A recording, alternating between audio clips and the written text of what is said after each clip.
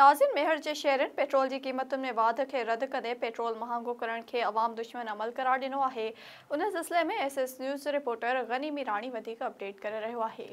नाज़रीन, वफ़ाक़ी हुकूमत पारां हिकु दफ़ो ॿीहर पेट्रोल जे अघनि में वाध करे अवाम खे महांगाई जी तरफ़ धिकियो वियो आहे। अॻे ई ईद वेझो अची वई आहे। ईद जी ख़रीदारुनि में माण्हू मसरूफ़ आहिनि, पर वरी अवाम जे मथां तेल जी क़ीमतुनि में वाध करे उन्हनि खे वधीक परेशान कयो वियो आहे। मेहर जे शहरनि खां पेट्रोल जी क़ीमतुनि जी वाध बाबति अचो त वीचार वठूं त हुननि जो छा चवणु आहे। हींअर 100 रुपए पेट्रोल बस विझरायो गाड़ी में, इहो हलंदो ई कोन। एॾो महांगो थी वियो आहे, 300 ते पेट्रोल चढ़ियो आहे। वञी थी सघे हुकूमत खे जेतिरो थी सघे असांखे रिलीफ ॾिनी वञे। ग़रीबनि खे ईद मथां लॻी पई आहे, ईद जा कपिड़ा न वरिता आहिनि, असां छा वठूं साईं। कमायूं 300 रुपया था, 100 रुपया किरायो था ख़र्च कयूं, 50 रुपया हितों 50 रुपया होॾों, 200 जो वठूं अटो, बाक़ी बचा 100 रुपया। इन मां असां हलूं काॾे। पेट्रोल महांगो थिए थो, पर जेको ग़रीब आवाम जो किराए ॾियण जे लाइ ॾाढो सख़्तु परेशान आहे।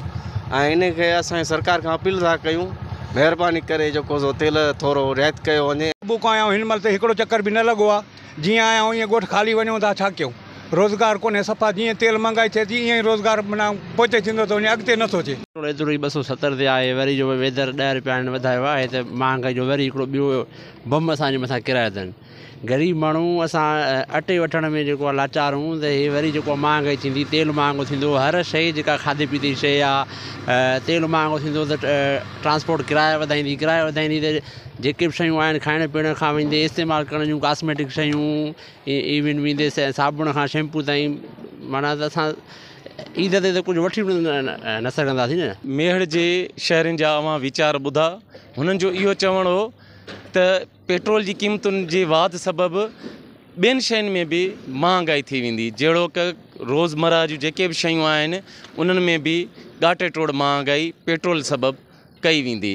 कैमरामैन फराज़ लाखियर सां गॾु गनी मीरानी, SS न्यूज़ मेहर।